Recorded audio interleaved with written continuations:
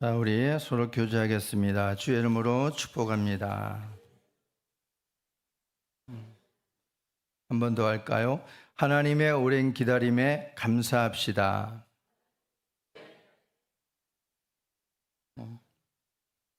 왜 이 말을 하냐면 오늘 제목이 뭐예요? 제목이 하나님의 오랜 기다림이기 때문에 그렇습니다. 하나님이 오래 기다려 주셔서 저도 구원받고 여러분도 구원받은 줄로 믿습니다. 하나님이 변덕이 심하고 하나님께서 그랬다고 그러면 우리의 구원이 얼마나 불안하겠습니까? 네, 하나님은 언제나 신실하시고 하나님은 정확하시고 하나님은 불변하시고 하나님은 언제나 우리의 구원의 산성이 되어주신 줄로 믿습니다. 그분이 우리를 향해서 오래도록 기다려주신 것 때문에 우리가 하나님 앞에 나와서 구원을 받은 것입니다. 그래서 오늘 우리가 말씀의 제목을 하나님의 오랜 기다림 이렇게 잡아봤습니다. 이 세상에서는 우리가 100세 인생을 장수한다고 말합니다. 그리고 100세 인생을 넘어가는 사람들이 점점점 많아지고 있죠. 그래서 100세 그러면 놀라지도 하진 않습니다. 그래서 한 150세 그러면 놀랄까요? 지금은 100세 그래도 오래 사시네 이렇게 이제 생각할 정도로 우리가 장수하는 시대에 접어들었습니다. 우리가 예전에는 웰다잉이라는 단어를 우리가 많이 썼잖아요. 웰다잉, 잘 죽는 것. 그런데 이 장수 시대가 점점 돼가고 있어서 그런지 몰라도 이 웰다잉이라는 단어가 없어져 버린 것 같아요. 어느 순간 자취를 감춰버린 것 같아요. 우리가 하나님 앞에 잘 사는 것도 중요하지만 잘 죽는 것도 중요하다. 한때 그런 열풍이 일었던 기억이 납니다. 우리가 세상에서 살아가면서 누구나 장수의 꿈을 꾸지 않는 사람은 없을 거예요. 오래 살았으면 좋겠다. 그것도 건강하게 오래 살았으면 좋겠다. 이렇게 사람들은 소원을 가지고 있을 것입니다. 성경에 보게 되어지면은 성경에도 최고의 장수자가 나옵니다. 누구예요? 무두셀라. 몇 세? 969세. 어마어마하죠. 969세. 1000년을 가까이 사는 거예요. 1000년을. 여러분 1000년 살려고 그러면 할렐루야 하겠어요? 놀렐루야 하겠어요? 네? 놀렐루야 할 거예요? 그러진 않을걸요 아마. 할렐루야 다 그럴걸요 아마. 1000년이면은 얼마나 한 세기 우리가 정말 1000년이라고 하면 우리가 상상할 수 없는 그런 세월이 아니겠습니까? 그런데 성경에는 바로 그런 장수자가 무두셀라라고 나오고 있는 거죠. 근데 우리들이 이 땅에서 우리가 100세를 살든 1000년을 살든 우리가 이 땅의 시간 개념으로는 그것이 아무리 많다고 해도 하나님의 영혼에 비하면은 티끌에 불과하다는 것을 우리가 기억해야 됩니다. 하나님의 영혼에 비하면 저만하게 찍는 것, 그게 바로 이 땅에서 많이 살았어 하는 그 세월이라고 말할 수 있습니다. 오늘 말씀은 이 땅에 우리가 주님께서 다시 재림하심에 대한 그 말씀이 나오고 있습니다. 그러면서 뭐라고 말씀해 주고 있냐면은 주께서는 하루가 천년 같다. 천년이 하루 같다. 이렇게 말씀을 해주고 있어요. 이것을 너희가 이 한 가지를 잊지 말라. 이렇게 말씀해 주고 있죠.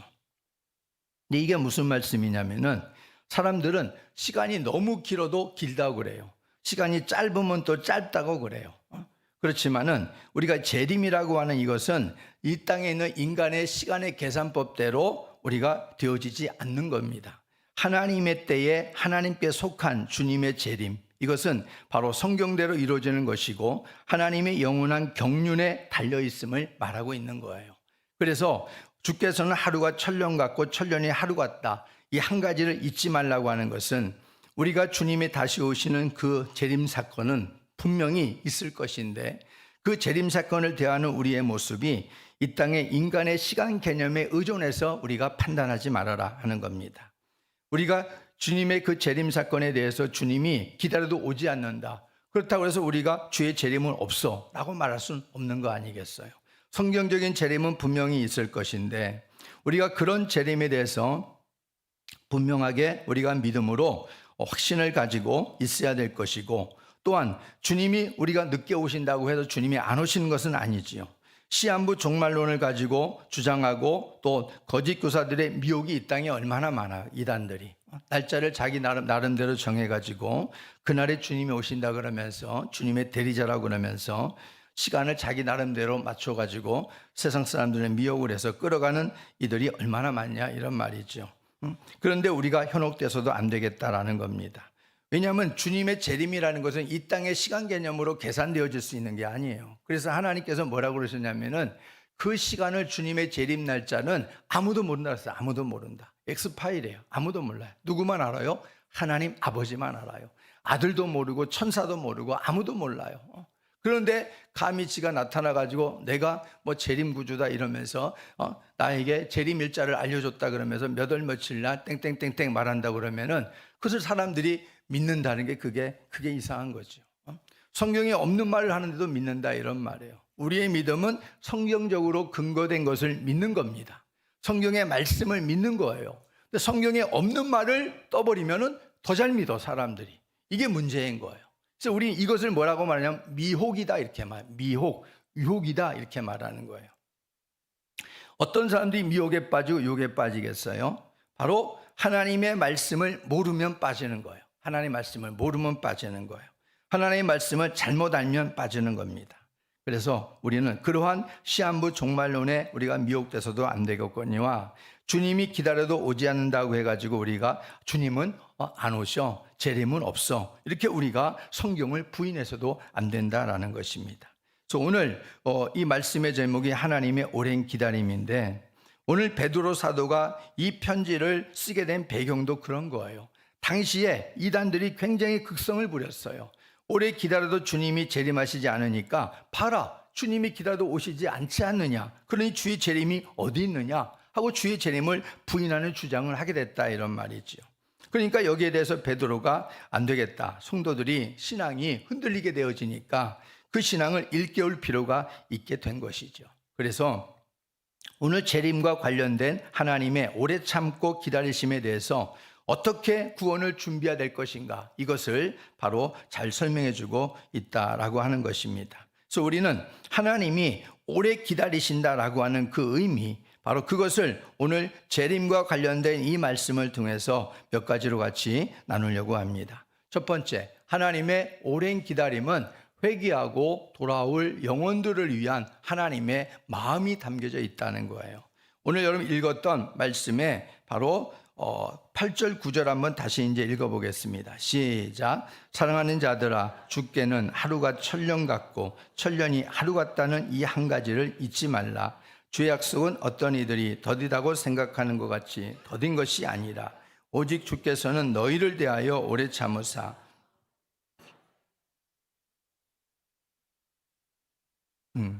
하나님이 왜 오래 참는다고 그랬어요?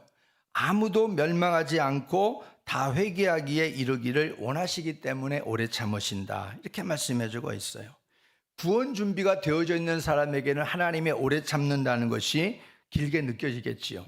그렇지만 그렇지 못한 구원 준비가 안 된 사람들에게는 하나님의 오래 참으심이 천만다행인 거예요.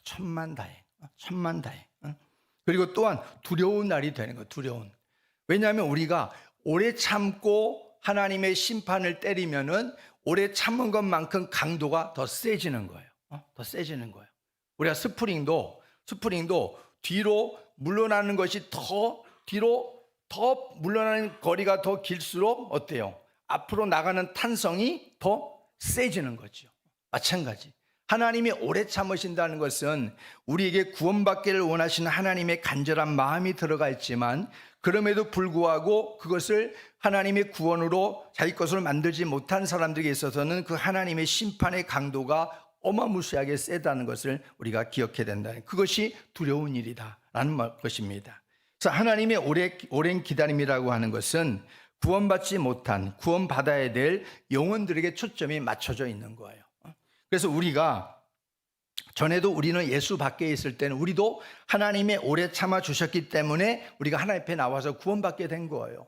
그러니 우리가 구원받게 된 것도 하나님의 오래 참으심과 관련이 있는 거고, 그리고 우리는 지금 구원받았지만 지금도 여전히 하나님 앞에 우리는 구원받았으니 하나님 어서 오시옵소서 그런다고 해서 하나님이 오시지 않는 이유도 우리를 외에도 구원받아야 될 영혼들이 또 있다는 얘기예요. 아직도 저 미종족들도 얼마나 많은지 몰라. 아직도 대한민국에 많은 선교사를 파송하고 정말로 연락에 정말 파송하면서 그렇게 있는데도 불구하고 저 미종족의 복음이 들어가지 않은 곳들이 아직도 많이 있어요. 그걸 땅끝까지 복음이 증거된 다음에 주님이 오신다고 말씀했으니까. 그래서 주님 하나님의 오래 참으심이라는 것은 구원받지 못한 그 영혼들에게 온전히 초점이 맞춰져 있는 것입니다. 여러분 혹시나 그런 경험이 있을지 모르겠어요. 여러분 예전에는, 지금은 그런 게 별로 없는데 예전에는 택시도 많지 않았고 통행금지 때문에 막차가 있어요. 막차. 지금도 막차 있는지 모르겠는데 이 막차를 놓치는 그런 경우들이 종종 생길 때가 있거든요. 저 같은 경우도 그런 경험들이 있었습니다만은, 이 막차를 놓치지 않으려고 아주 그냥 아둥바둥 하면서 그냥 막 달려가고 그냥 헐레벌떡 달려가서 막차를 딱 탔던 경험이 기억이 나요. 그럴 때 어떤 생각이 드냐면은, 어떤 기사는 그 막차라는 걸 알기 때문에 조금 더 기다려줘요. 딜레이에서 좀 기다려주는 기사님이 있어요. 그러면은 좀 그 원 시간에 가지 못해가지고 이제는 끝났다라고 했는데 새벽까지 기다려야 되는 그런 상황이다 생각했는데 기사님이 기다려주는 거죠. 그래서 그 막차를 딱 얻어 탔을 때는 너무 감사한 거예요. 기사님에 대한 감사도 물론 있거니와 야 살았다 이런 마음도 들고 이런 생각이 드는 거예요. 근데 그런 것 말고 우리가 막차를 정말 어렵게 딱 탔을 때에 마음속에 드는 게 뭐냐면은, 야 낭패를 당할 뻔했다, 정말 큰일 날 뻔했구나, 그런 생각이 제 마음속에 들더라, 이런 말이죠. 근데 제가 이 말씀을 왜 드리냐면은, 만약에 하나님의 구원의 시간표 가운데 막차라고 생각해 봐요. 하나님의 구원의 시간표 가운데 막차, 그 차를 놓쳤다고 생각해 봐요. 그럼 얼마나 땅을 치고 통곡하겠어요. 그 사람이 성경에 나오잖아요. 누구냐면 바로 10처녀 중에 5처녀, 미련한 5처녀가 나온다, 이런 말이에요. 신랑 되신 분을 5처녀가 다 맞이하고 들어가고 나니까 기름 사러 갔다가 와서 보니까 이미 혼인잔치 초청이 다 돼버리고 문이 닫혀져 버렸다, 이런 말이죠. 두드리면서 열어달라고 해도 이미 늦은 거다, 이런 말이에요. 그러니까 우리가 그와 같이 낭패를 당할 수 있다는 것입니다. 그래서 하나님께서 우리에게 오랜 기다림이라는 것은 우리에게 그런 하나님의 낭패 가운데에서 그래도 한 영혼이라도 더 건져내기 위해서 하나님이 건져내기 위해서 기다려주시는 거다 하는 것을 잊지 말아야 됩니다. 그래서 이 땅의 모든 사람들은 그냥 태어나서 살다가 죽는 것 같지만 모두가 하나님의 이런 목적된 시간을 가지고 살고 있다는 것을 잊지 말아야 됩니다. 그래서 하나님을 알지 못하는 인생들은 이 땅에서 남들이 살아가는 대로가 전부인 것처럼 살아가요. 남들도 그렇게 살아가니까 그냥 이렇게 살다가 그럼 죽을 때 되면 죽으면 되는 거지 뭐, 그냥 이렇게 산다, 이런 말이에요. 그렇지만 하나님을 알고 성경을 배워가는 성도들은 그 목적된 시간 안에 우리의 구원 준비가 얼마나 필요한 것인가를 알고 깨닫게 된다는 것이죠. 성경 밖에는 이것을 찾아볼 길이 없는 거예요. 그냥 우리가 무슨 목적된 시간을 가지고 그냥 살아가, 그냥 다른 사람이 태어나는 것처럼 태어나서 그냥 살다가 그냥 때가 되면 죽는 거지, 동그란 집에 들어가는 거지, 이렇게 생각한단 말이에요. 근데 성경을 우리가 들여다보면 아니라는 거예요. 하나님이 우리를 창조하신 창조의 목적도 있을 뿐만 아니라 우리는 그냥 무한정 사는 게 아니라 대충대충 사는 것도 아니고 하나님의 목적된 시간 안에서 우리가 살다가 하나님이 부르시면 가야 되는 것이 우리 인생이다. 그걸 성경은 우리에게 보여주고 있다 하는 것입니다. 그래서 우리는 누구나가 하나님의 목적된 시간대 앞에서 설 날이 반드시 온다. 한 번 죽는 것은 사람에게 정해진 것이지만은 그 이후에는 뭐가 있다? 하나님의 심판이 있다. 그러니까 모두가 하나님의 심판대 앞에 선다, 이거예요. 세 가지가 있다고 그랬죠. 모든 믿지 않는 자나 믿는 자나 세 가지 공통점이 있다고 그랬어요. 누구나 한 번은 죽는다. 누구나 한 번은 하나님 앞에 선다. 누구나 한 번은 다 늙어간다. 이 세 가지는 피할 길이 없는 거예요. 예수 믿는 사람이라고 덜 늙는 것도 아니고 안 늙는 것도 아니고 세 가지는 피할 수 없는 거예요.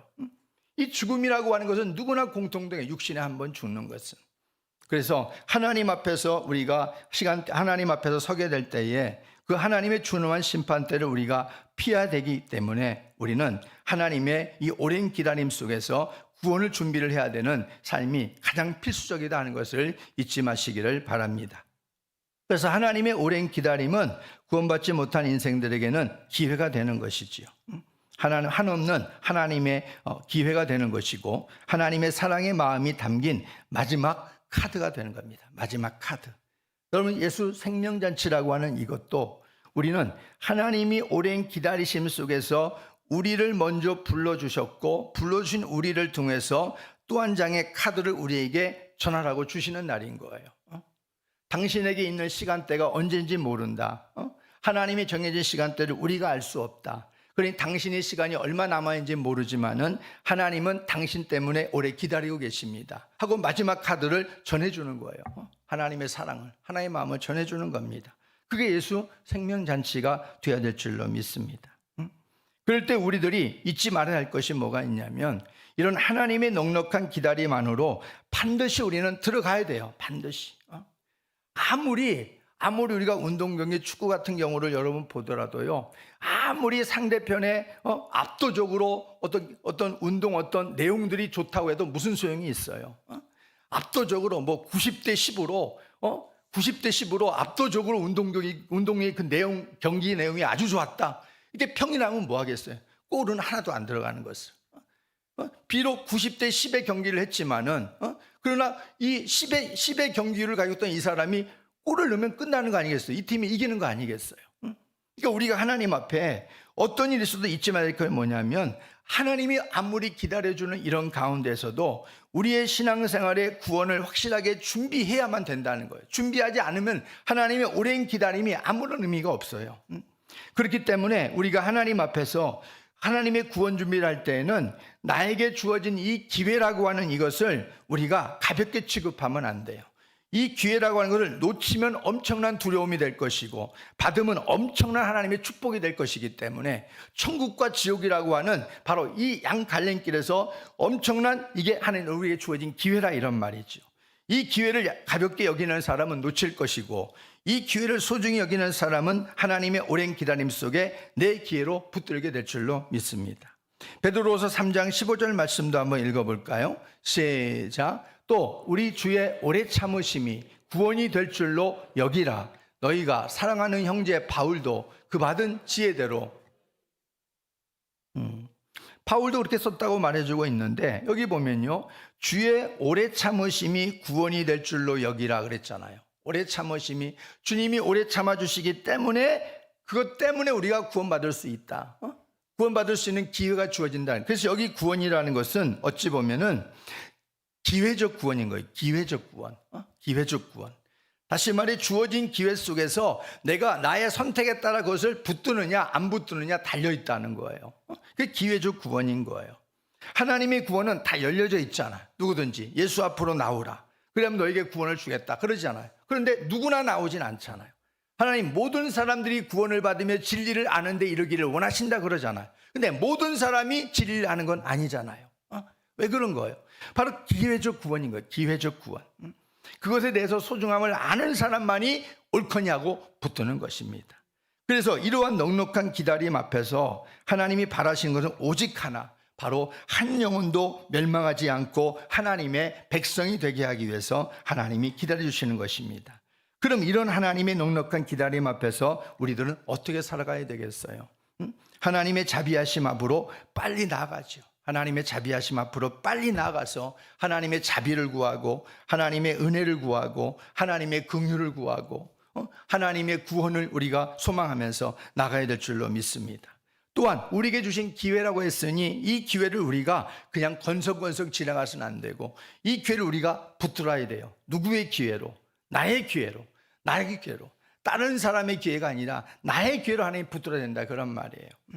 그리고 주님께서 이렇게 천년 같은 길고 긴 지루함 속에서도 오래 기다리시는 주님의 이 기다림을 우리도 본받아서 주님을 맞을 준비를, 주님이 오실 때가 언제인지 몰라도 우리가 느슨하게 고삐 풀지 말고 주님 맞을 준비를 잘 해야 될 줄로 믿습니다. 그래야 바로 주님의 오래 참으심 속에서 주님이 그 영혼을 바라시는 그 마음에 우리가 부합한 삶을 살고 있다고 말할 수 있는 것입니다. 두 번째, 하나님의 오랜 기다림은 어떤 기다림인가? 같이 시작.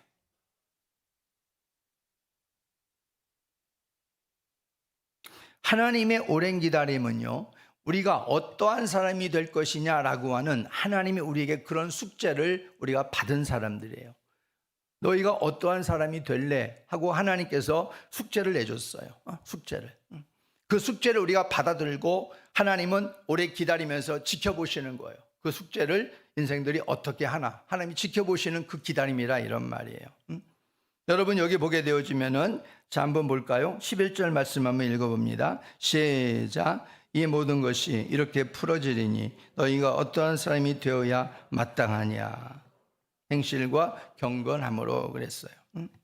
여러분 2025년 우리가 기준으로 해가지고 보면은요, 이 지구상의 핵탄두가 한 15,000개 왔다 갔다 한다고 그래요. 15,000개. 그러면 그 핵탄두가, 이 지구상에 있는 핵탄두가 15,000개 정도 된다고 그러면은 그 15,000개 된 핵탄두가 딱 터졌을 때는 인류의 80% 이상이 다 소멸된다는 것이죠. 다 녹아 없어진다는 겁니다. 그러니까 핵탄두가 터진다는 얘기는 고통 없이 그냥 반짝하면 우리가 녹아버리는 거예요. 없어져 버리는 거예요. 그런 가공할 만한 무기가 지구상에 바로 15,000개 이상이 존재하고 있다. 앞으로는 더 많아지겠지요. 근데 여기 뜨거운 불 그랬죠. 뜨거운 불. 이 뜨거운 불은 하늘에 불이 있어요. 하늘에 불이 있어요. 또 하나 불이 어디 있냐면은 이 지구에서 사람들이 과학의 힘으로 인해 가지고 만들어낸 핵탄이에요. 핵탄두예요. 핵이에요. 그리고 세 번째 불은 뭐냐면 이 지구가 품고 있는 불이 있어요. 용암 품고 있어요. 그러니까 휴화산이라고 하는 화산이 터지잖아요. 확 터지면서 막 불이 막 확 올라가죠. 용암이 막 쏟아나오고 그러지 않습니까? 그러니까 이게 세 번째 불이에요.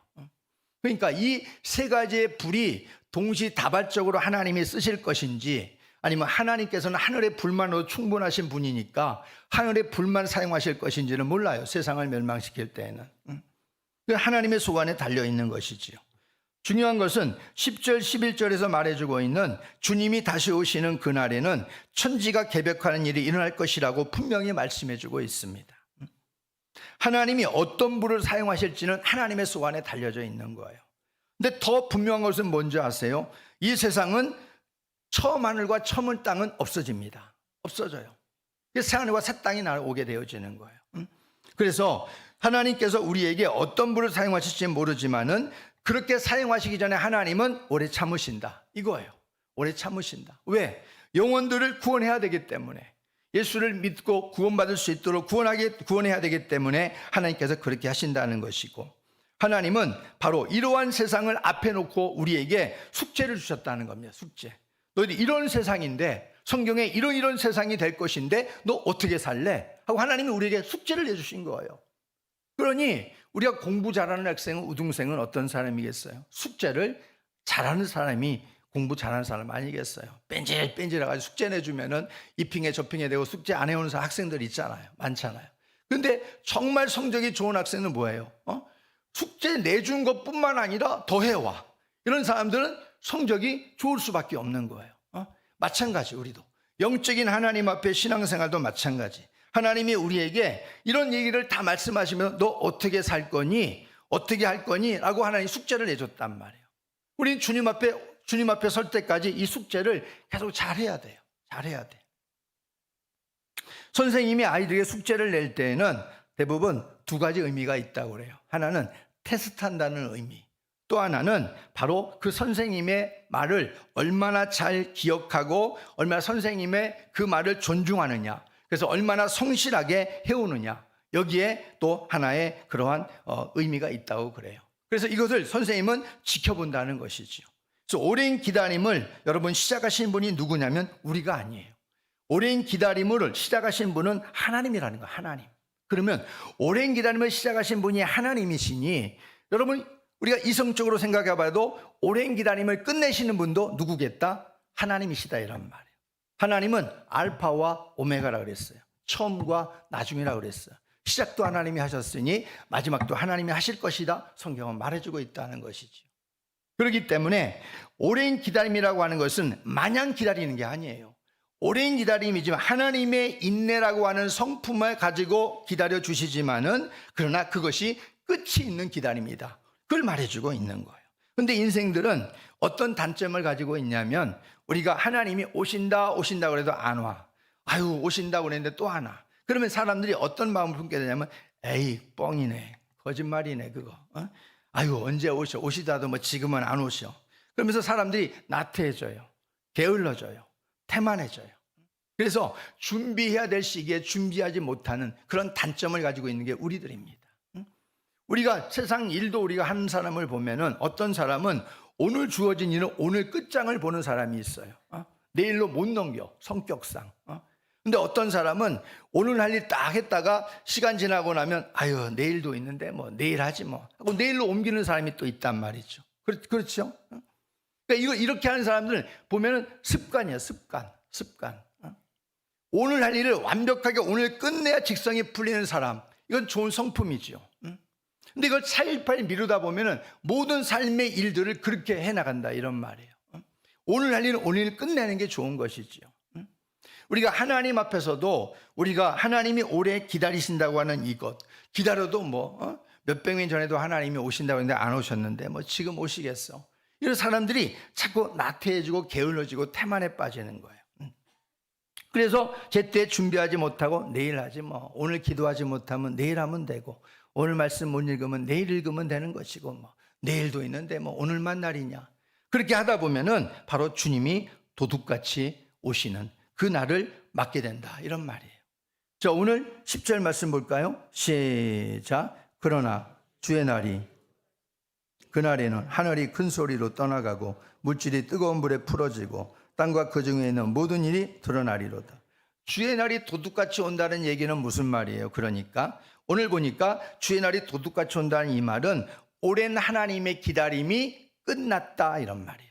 하나님이 오래고 기다리던 기다림이 끝났다. 그러면 하나님이 도둑같이 오신다 이런 말이에요. 그러니 도둑같이 온다고 할 때는 늦은 거예요? 준비될 시간이 있는 거예요? 늦은 거예요. 끝난 거예요. 끝난 거. 준비할 기회가 전혀 없는 거예요. 그때는 준비할 수도 없어요. 할 수도 없어. 그래서 우리에게 항상 깨어 있어라, 준비하고 있어라, 허리를 동이고 있어라 말씀하신 게 그거라 이런 말이야. 기름에 등불을 켜라라고 말씀하고 있는 게 그 때문이라 이런 말이에요. 그러니까 우리는 주님을 어떤 주님으로 맞이해야 되냐면은 오랜 기다림 속에 오실 때 그 주님을 만왕의 주님, 나의 만주의 주, 나의 주님으로 우리가 이렇게 당당하게 맞이할 수 있어야 되는 것이죠. 도둑같이 오신 주님을 맞이했다면 얼마나 당황스럽겠어요. 아니 주님이 왜 오셨습니까? 우리 준비는 아직도 안 됐는데요. 도둑같이 오게 되면 우리는 구원 못 받는다 이런 말이에요. 도둑놈이 여러분 집을 아주 군부치가 많다는 소문을 듣고 여러분의 집을 털려고 가면은 몇 월 몇 시에 딱 친절하게 알려주고 가겠어요? 아니면 도둑같이 들어가겠어요? 그 말 하나 아니겠어요? 도둑같이 아주 깊은 밤중에 아주 곤드레 만드레 아주 떨어져 있을 때 그때 들어가지 않겠냐 이런 말이에요. 그러면은 그 주인이 얼마나 당황스럽겠어요. 얼마나 당황스럽겠어요. 아침에 일어나서 보니 홀라당 다 털려버렸어. 얼마나 당황스럽겠냐 이런 말이에요. 주님이 그렇게 오신다 이거예요. 우리에게. 우리 영혼이 도둑질 당한다 이런 말이에요. 그리 준비하고 있어라. 그래서 하나님이 오래 참아주시는 것이다. 그러면 우리가 주님께서 오래 기다리심 중에 우리에게 주신 숙제가 어떤 것인가? 바로 그 숙제는 오늘 말씀에 나와 있는 첫 번째가 12절 말씀입니다. 시작. 하나님의 날이 임하기를 바라보고 간절히 사모하라. 그날에 하늘이 불에 타서 풀어지고 물질이 뜨거운 불에 녹아지려니와. 오늘 이 18절에서 13절까지만 봐도요, 뜨거운 불에 풀어지고 녹아진다는 얘기가 종종 나와요. 3번인가 4번이나 나오잖아요. 그러니까 이렇게 되어지면 늦어버리는 거예요. 그래서 우리는 그 숙제를 어떻게 해야 되는가? 첫 번째 숙제가 뭐냐면 주의 날, 하나님의 날이 임하기를 사모함을 품고 살아가야 된다 이렇게 말씀해 주고 있는 거예요. 주의 날이 임하기를 사모해야 된다. 기다려도 오지 않으니까 아이 재림은 없어 이렇게 하지 말고 주의 날은 반드시 성경적으로 올 것인데 그날을 우리가 더욱더 사모함으로 내가 그때 하나님 도둑같이 오신 주님을 맞이하지 않도록 나를 도와주십시오. 나의 영을 깨워주십시오 주님 하면서 주의 날을 사모하면서 마치 주의 날이 내일 올 것처럼 내일 올 것처럼 그렇게 사모하면서 여러분들이 하나님 앞에 살아가야 된다. 이게 첫 번째 숙제인 거예요.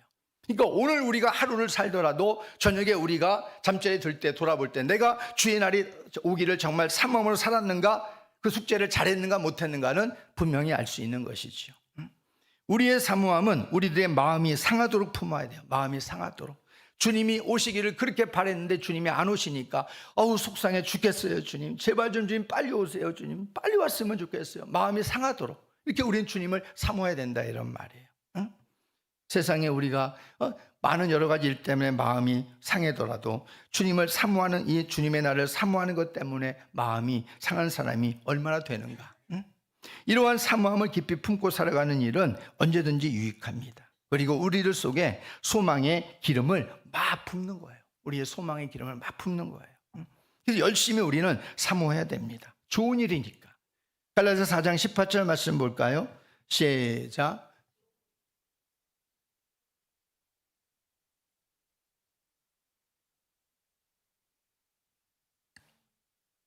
주님이 빨리 오시옵소서. 나의 만왕의 주여 빨리 오시옵소서. 이 사모하는 일이 좋은 일이에요, 나쁜 일이에요?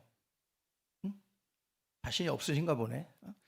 주님이 빨리 좀 오시옵소서. 주님, 나 주님의 날에 들어가고 싶습니다. 사모하는 게 좋은 일이에요, 나쁜 일이에요? 얼마나 좋은 일이에요, 얼마나 좋은 일이에요. 이게 얼마나 좋은 일이에요. 그 어떤 분은 그랬다고 그러잖아요. 천국 가고 싶습니다 그랬더니 저요 성도들이 다 천국 가고 싶다고 막 그랬다고 그러잖아요. 그 목사님이 여기서 오리털 그거 하나 여기서 날리면서 이 강단에서 오리털이 날아가 가지고 여러분 첫 번째 이 오리털이 앉는 사람은 천국에 갈 줄로 믿습니다. 네? 그러고서 이제 여기서 불었다는 거 아니에요. 그랬더니 오리털이 예배 끝날 때까지 둥둥 떠 있다는 거 아니에요.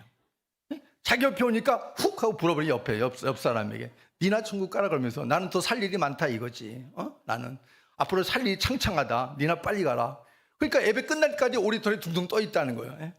그런 얘기가 있어요. 그러니까 우리가 정말 주님이 정말 빨리 왔으면 좋겠다라고 하는 마음이 정말 우리 마음이 있어야 돼요. 정말 오셔야 돼. 하나님 나 바쁜데 아직 할 일이 뭔가 남았는데 이게 아니라 주님이 오시면은 그것보다도 중요한 일이 없으니까 주님 언제든지 오십시오. 내가 정말 사모합니다. 이것이 우리가 해야 될 숙제다라는 거예요. 그리고 두 번째 숙제는 뭐냐면 거룩한 행실과 경건함으로 살아가야 되는 게 두 번째 숙제입니다. 11절 우리가 다시 읽어보겠습니다. 시작. 이 모든 것이 이렇게 풀어지리니 너희가 어떠한 사람이 되어야 마땅하냐. 거룩한 행실과 경건함으로 그랬어요. 거룩한 행실과 경건함으로 우리가 살아가는 숙제를 주님 오실 때까지 해야 되는 거예요. 우리는 밀리지 말고 숙제 잘 해야 돼요. 그럼 거룩한 행실과 경건함으로 살아가는 숙제가 무엇인가? 그것이 바로 오늘 14절부터 18절까지 나와 있는 거예요. 14절에 보게 되어지니까 주 앞에서 점도 없고 흠이 없도록 살아가야 된다. 이렇게 말씀해 주고 있어요. 우리는 죄와 싸우는 사람이에요. 죄를 이겨야 되는 사람이에요. 하나님의 말씀에서 우리의 믿음을 세워가야 될 사람이라 이런 말이지요. 여러분 세상에서도 마켓에 들어가면 여러분 썩은 과일이 있고 이제 다 팔려가 썩은 과일이 있고 안 썩은 과일이 있어요. 그럼 여러분 돈 주고 어떤 과일을 집겠어요? 당연히 싱싱한 과일을 집겠죠. 누가 썩은 과일을 주겠냐 이런 말, 그것도 돈 주고 말이에요. 그러니까 우리가 주님도 우리가 똑같은 거예요. 그게 똑같은 거예요. 하나님의 자녀들이 썩은 과일처럼 사는 걸 기뻐하지 않아요. 죄악에 날마다 오염돼 갖고 죄악에 썩어가는 모습으로 사는 걸 하나님이 가슴 아파해요. 통탄스러워해요. 하나님의 자녀들이 죄악을 이기면서 싱싱한 과일로 많은 사람들에게 기쁨을 주는 모습으로 살기를 원하신다 이런 말이에요. 그래서 우리는 하나님 앞에서 첫 번째 거룩한 행실과 경건함은 어떤 것이냐면 세상에서 점과 흠이 없도록 살아가는 거예요. 여러분 자녀들이 집 밖을 나갈 때에 집 밖에 나가가지고 밖에서 어떤 일이 있는지 모르지만은 들어올 때 집 밖에 나갈 때는 건강한 모습으로 나갔어. 근데 집에 들어올 때 보니까 완전히 머리부터 발끝까지 상처가 그냥 안 난 곳이 없어. 이것을 좋아할 부모가 있어요, 없어요? 없지요. 이유를 불문하고 너 도대체 이렇게 만든 놈이 누구야? 이것부터 아마 부모들은 말할걸요. 너 뭐 잘못했어? 이걸 묻기보다 너 도대체 어떤 놈이 너를 이렇게 만들었어? 아마 대뜸 이렇게 물을 거라 이런 말이에요. 부모는 자식이 건강하게 점과 흠이 없는 모습으로 보존되기를 원하는 거예요. 부모가. 하나님도 우리와 마찬가지인 거예요. 죄악 가운데 살아가면서 그냥 상처투성이로 그냥 그렇게 모습으로 우리가 있는 걸 기뻐하지 않는다 이런 말이에요. 말씀을 가지고 은혜를 가지고 무장해서 세상에 나가서 승리하고 그리고 정말 기쁜 모습으로 활기찬 모습으로 건강한 모습으로 살게 되는 것을 하나님이 기뻐할 줄로 믿습니다. 그래서 이것을 우리가 숙제를 해야 되는 거예요. 숙제를 해야 되는 것. 세상에서 여러분이 어느 가운데 던져져 있어도 내가 하나님의 거룩함을 담기에 힘쓰고 죄와 싸워서 여러분들이 흠집나지 않도록 승리하는 삶을 살도록 하는 것, 이게 숙제다 이런 말이에요. 또한 17절에 거룩한 행실과 경건함이라는 것은 뭐냐면은 미혹받아서 넘어지지 않도록 살아가야 된다 이런 말이에요. 미혹받아서 넘어가지 않도록. 우리 아가페교회 성도들은 이제 웬만한 것은 좀 시험이 안 들었으면 좋겠어요. 아주 사사한 것, 아주 사소로운 것, 별것도 아닌 것, 예를 들어 먹는 것, 이런 것까지 여러분 시험 안 들었으면 좋겠다 이런 말이에요. 시험 들어도 좀 굵직한 거 들던가, 시험 들지 말 것까지 여러분 시험 들어서 자빠지고 넘어지고 뭐 그러면서 교회 안 나오고 막 이런 우리가 이런 수준을 좀 이제 넘어서자 이런 말이에요. 아멘입니까? 좀 넘어서자는 거예요. 웬만한 건 그냥 그러려니 하고 그냥 넘어서자 이런 말이에요. 넘어서자. 그래서 여러분들이 하나님 앞에서 원수마귀는 우리를 얼마나 미혹하려고 하는지 몰라요. 사람을 통해서도 미혹하고 환경을 통해서도 미혹하고 우리를 넘어뜨리는 거예요. 잡아뜨리는 것이지요. 거기에 우리가 하나님 앞에서 숙제를 잘 해야 된다. 어떤 미혹이 와도 내가 정신 차리고 하나님의 말씀에 굳게 서서 하나님이 나에게 무엇을 원하시는가를 우리가 새기면서 하나님의 거룩한 행실과 경건함으로 우리가 미혹을 이겨내는 이런 삶을 살아야 될 줄로 믿습니다. 또 18절에 뭐라고 말씀해 주고 있냐면은 예수 그리스도의 은혜와 지식에서 자라가야 된다라고 말해주고 있어요. 우리의 신앙의 토양은 어디예요? 성경이에요. 성경. 예수님이에요. 예수님의 그 은혜, 예수님의 그 말씀에서 우리는 자라가는 거예요. 언제까지? 하나님이 주님이 다시 이 땅에 오실 때까지 해야 된다 이런 말이에요. 그래서 이 세 가지는 우리에게 주어진 거룩한 행실과 경건함으로 살아가야 되는 바로 하나님의 숙제다 이런 말이에요. 숙제다. 이 숙제를 잘하고 있는가 못하고 있는가 하나님이 오래 참으시면서 지켜보고 있는 것입니다. 그래서 이렇게 어떠한 사람이 될 것인가에 대한 하나님의 숙제를 하나님께서 오래 참으시는 동안 잘하는, 성실하게 하는 우리 모두가 되기를 주의 이름으로 부탁합니다. 마지막 세 번째, 하나님의 오랜 기다림이라는 것은 새 하늘과 새 땅의 백성들을 위한 기다림이다라는 겁니다. 하나님은 우리를 왜 기다리냐면은 하나님이 준비하신 새 하늘과 새 땅의 백성으로 맞아들이기 위해서 하나님은 기다리고 있는 거예요. 여러분 13절 말씀 읽어보겠습니다. 시작. 우리는 새 땅을 바라보도다 그랬어요. 하나님의 창조하신 천지창조의 세계는 하나님 보시기에 좋았다 이렇게 말씀해 주고 있지요. 그런데 우리 조상 아담과 하와가 선악과를 따먹고 범죄하고 난 다음에 어떻게 됐어요? 결국에는 창조 질서가 무너졌습니다. 하나님이 영원한 삶을 주었지만 영원한 삶을 빼앗겼습니다. 그리고 인류에게 타락을 안겨줬습니다. 그래서 사람들의 죄악이 세상을 뒤덮게 되었고 마음의 생각과 계획들이 항상 악하고 하나님의 마음에 근심이 되는 세상이 되어버렸다고 성경은 말합니다. 그런 세상을 지켜보는 하나님께서 바라보시면서 계획하신 게 하나 있어요. 그러면 어떻게 할까? 이 세상을 날마다 마음의 생각들과 계획들이 항상 악하고 항상 하나님께 도전하고 항상 하나님의 뜻을 거스리는 이들을 내가 어떻게 해야 될까? 하나님은 다시 내가 창조해야 되겠다. 그래서 재창조할 계획을 하나님이 세우시는 거예요. 그게 뭐냐면은 바로 홍수 심판인 거예요. 인류를 싹 쓸어버리겠다. 그리고 노아 하나님을 믿는 경건한 8가족만을 통해서 내가 하나님의 나라, 하나님이 기뻐하는 백성을 다시 만들겠다. 이게 하나님의 재창조인 거예요. 이게 홍수심판인 거예요. 그래서 하나님께서 노아 8가족만 남겨놓고 다 홍수심판으로 죽이지 않습니까? 그래서 노아의 가족을 통해 결국은 또 세상에 셈, 함, 야벳을 통해 가지고 인류가 점점 번성을 해가요. 그러면 이런 하나님의 이런 오래 참으심 속에서 그래도 하나님께서 이렇게 징계도 때렸고 그리고 이런 징계를 받은 이제 노아의 후손들은 어떻게 해야 되는 거예요? 그때를 기억해야 되잖아요. 그때를 기억하면서 우리 이런 시행착오를 거치지 말아야 되겠다. 근데 어떻게 돼요? 그들이 번성하면서 어떻게 되게 되냐면은 그들 역시 또 그 점철을 밟아가요. 하나님을 떠나가고 하나님을 대적하고 그리고 그들이 인류가 더 번성하면서 신할평지라고 하는 그 엄청난 넓은 평지에 그들이 다다릅니다. 그 많은 수많은 종족들이 다다라가지고 하는 짓이 뭐냐면 이렇게 우리가 인류가 망할 수밖에 없었는데 근데 하나님이 우리를 사랑하셔서 재창조하셔갖고 우리 인류가 이렇게 번성하지 않았느냐. 그러니 우리가 어떻게 모였으니 우리 하나님의 영광을 돌리자. 하나님의 은혜가 아니면은 우리 인류가 여기까지 올 수 없었다. 그러니 하나님의 이름을 새겨놓고 우리 하나님 앞에 영광을 돌리고 제사를 드리자. 이랬으면 얼마나 좋겠냐 이런 말. 이랬으면. 근데 그들이 모여갖고 하는 짓이 뭐예요? 이제 됐다. 이 정도 가지고는 충분하다. 그러니 우리 바벨탑을 쌓자. 인간의 제국을 만들자. 그 제국은 하나님 필요 없다. 오히려 우리 이 바벨탑의 꼭대기를 저 하늘까지 닿게 해서 우리 그 위로 올라가 보자.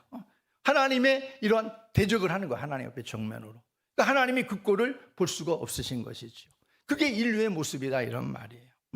그래서 이렇게 인류는 결국 하나님의 창조가 되었음에도 불구하고 사람이 죄에 무너지니까, 죄에 점령되고 나니까 하나님이 재창조를 해주어도 결국에는 아무런 의미가 별로 없다 이런 말이죠.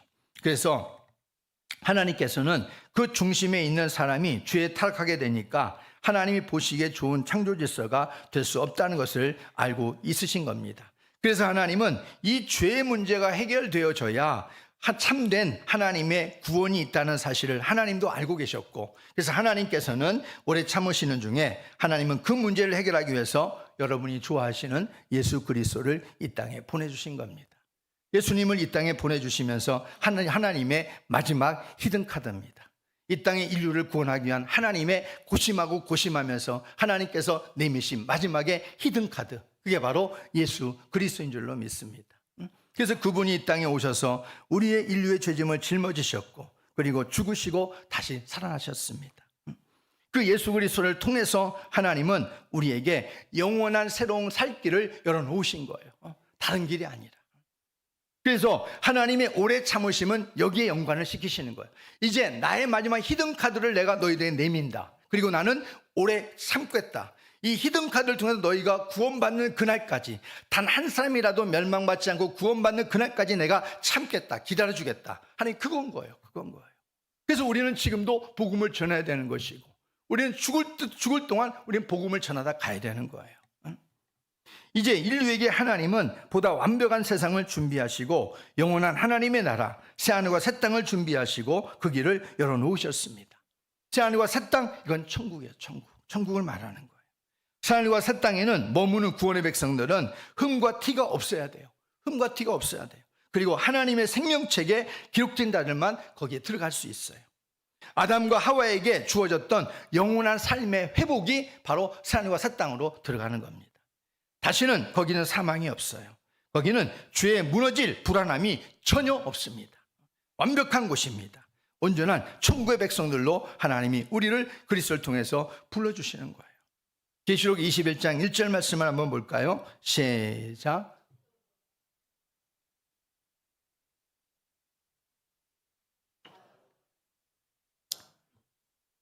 보니까 뭐라고 그랬어요? 새 하늘과 새 땅을 보니 처음 하늘과 처음 땅은 없어졌다 그랬어요. 하나님이 준비하신 바로 천성을 말하고 있는 거예요. 이것은 이 천성에 들어가기 위한 길은 오로지 한 길, 예수 그리스도를 믿고 우리의 죄를 그분의 피로 씻음받고 주님을 나의 구주로 영접한 자들, 그 사람들은 다 새 하늘과 새 땅에 들어갈 줄로 믿습니다. 그래서 예수님을 마지막 히든카드로 주신 거예요. 그러니 예수님을 우리가 내미신 것은 우리에게는 어떻게 보면은 하나님 앞에 하나님의 사랑이기도 하지만은 우리에게는 그분이 우리 앞에 섰다는 얘기는 뭐냐면 우리에게는 기회적 구원이 주어져 있는 거예요. 기회적 구원. 아시겠죠? 기회적 구원. 나의 선택에 달려있다 이런 말. 나의 선택에 달려있다. 그러니 힘써서 그 주님을 우리가 붙들고 주님을 나의 구원자로 내가 믿고 받아들이는 이 모습이 우리에게 필요한 겁니다. 거기에는 어떤 사람들이 들어갈 수 있는가? 계시록 21장 27절 말씀을 보겠습니다. 시작.